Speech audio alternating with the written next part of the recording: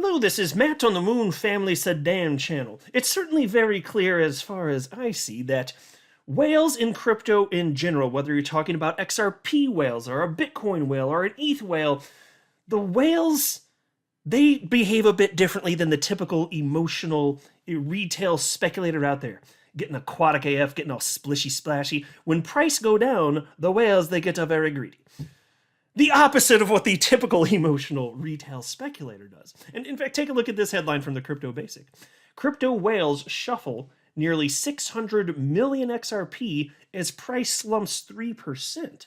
And by the way, as far as the market going down, and yes, we're seeing some red today, I want to talk about that a bit too, because part of what is probably causing a bit of what we're seeing today has to do with the SEC.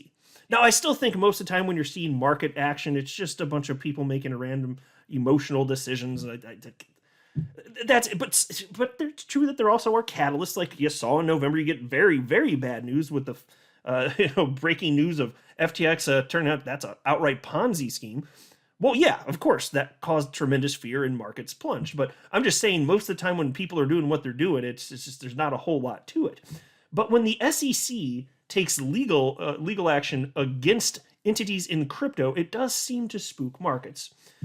And we had another one yesterday. I was talking about it in my very last video, just not from a market perspective, but I wanted to bring that up as well.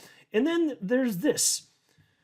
Are we out of the bear market? Well, I sure as hell hope so, but look at this from Watcher Guru. Wells Fargo says the bear market is over. So plenty to discuss. But before going further, I do want to be clear that I do not have a financial background of any kind. I am not offering financial advice, and you definitely should not buy or sell anything because of anything I say or write. I'm just an enthusiast who enjoys making YouTube videos about crypto-related topics, but just as a hobby and just for fun.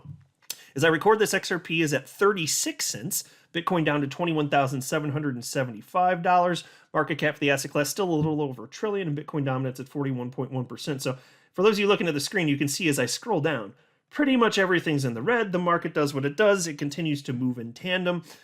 And, and obviously, crypto market, as I always note, moves in tandem with stocks.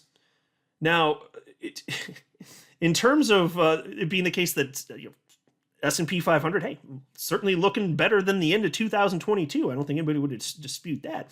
But as far as the red that we're seeing today, I wanted to address some of this because there's one thing happening here that is not happening in equities.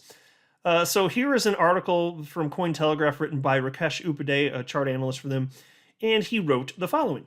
Bitcoin and select altcoins are threatening to deepen their correction after reports emerged that the United States Securities and Exchange Commission issued a Wells notice to Paxos alleging that the dollar-pegged Binance USD stablecoin is an unregistered security.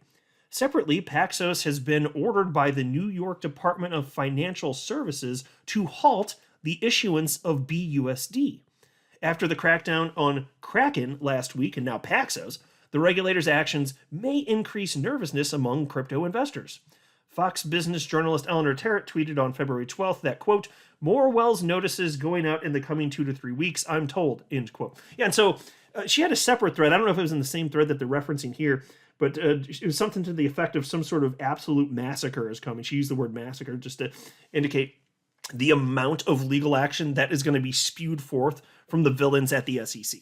So, yay, we've got that to look forward to. Fun times for all.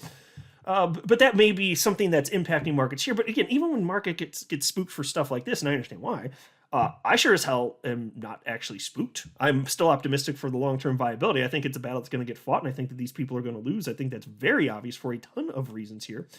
But I was talking about this a bit in my very last video. It's just completely absurd.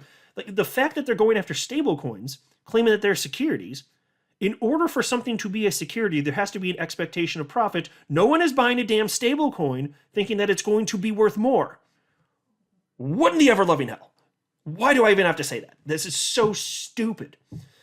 But the whales know how to respond. The whales know how to respond. Again, this piece from the Crypto Basic talking about 600 million XRP moving, crypto whales doing their aquatic AF thing, getting all splishy splashy. Well, take a look at this. I want to cover, in fact, this in particular, this portion at the bottom. They're noting all sorts of individual transactions that are occurring. I don't feel it necessary to cite those. It is interesting to see. You just kind of wonder, like, yeah, fine. Some of the big transactions are exchanges, but not all of them are. there's some individuals out there who are just moving massive quantities of XRP. Maybe they just purchased it. Where are they going? But check this out. The transactions come after when the XRP community anticipates the final ruling on the lawsuit between Ripple and the SEC. XRP community members are optimistic that the court will grant summary judgment in Ripple's favor due to predictions made by attorney John Deaton. Based on this optimism, by the way, it's not solely optimism from attorney John Deaton. There's all sorts of individuals that say clearly the SEC is in the wrong, but fair enough point to bring up John Deaton. I'm just saying it's not solely, because the reason that we're seeing what we're seeing here. I think it's just pretty obvious to people observing, people in the know who have, at least a few IQ points, that it's not probable that the outcome of this case is going to look good for the SEC. And if it's not good for the SEC, what do you think that might mean for the price of XRP? So I think it's a lot of educated investors placing their bets effectively. I think there's tons of that going on right now. Because look, you're talking about, if this does go well, and it's a question mark, we could get a bad ruling. I'm optimistic, but we could get a bad ruling. But you're talking about XRP being the only large cap cryptocurrency in existence that has regulatory certainty. That's gotta count for something. Not even Bitcoin has regulatory certainty. But anyway, and then the piece continues. Based on this optimism, whales have embarked on a shopping spree for XRP. These deep-pocketed investors took advantage of low XRP prices to scoop up extensive amounts of the cryptocurrency yesterday. Well, how about that? Again, I'm telling you, they get an aquatic AF. They know what they're doing. They're behaving in the opposite fashion of the typical retail speculator. This is not rocket science, but most people just, it is what there is. So anyway, from Watcher Guru, Wells Fargo says the bear market is over. I sure as hell hope so. Nothing's guaranteed here, but come on, man. We had enough pain in 2022, did we not? But it also presented a lot of opportunity. Like, I never thought I'd own as much as some of the cryptocurrencies that I own now. Like, I never thought I'd have some of the quantities that I do. But hey, you present me the opportunity, twist my arm, I'm going to buy it. Anyway, piece reads as follows. A report on the current market state from Wells Fargo has stated that the bear market is over as a different animal looms. Not yet a bull market. The report from MarketWatch has stated the interesting observation of the limited upside in current trends. The news comes from a research note led by Wells Fargo equity analyst Christopher Harvey. Subsequently, it stated, quote, "We see neither a bull nor a bear market, just a market." Speaking toward the climbing stocks in 2023 with the contextual understanding that there is no great relation on its way. Yeah, so this is what many analysts that I respect and follow in the world of crypto are basically saying too. And there's always going to be some level of disagreement. That's fine. I enjoy that, actually. I like seeing them battle out their technical analysis concepts. But a lot of them just understand that, it seems like what's most probable is that this is going to feel a lot like 2019. So you may recall that, after we hit the bull market bottom, it took a little bit of time for things to actually start to get euphoric, because the bottom for Bitcoin ended up being December 15th, 2018. And so I was here, as many of you were as well, all throughout 2019, just saying, well, it's an inevitability. Eventually markets pop, but it wasn't the case that we saw that in 2019. But when did things start to get interesting? Well, certainly in 2020. So even if we do have to wait, okay, whatever. This is what it takes to achieve life-changing wealth in crypto.